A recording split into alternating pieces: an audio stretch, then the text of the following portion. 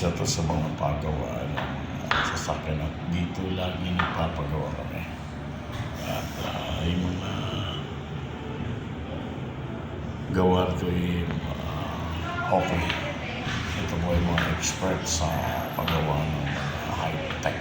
Okay, mga makabago.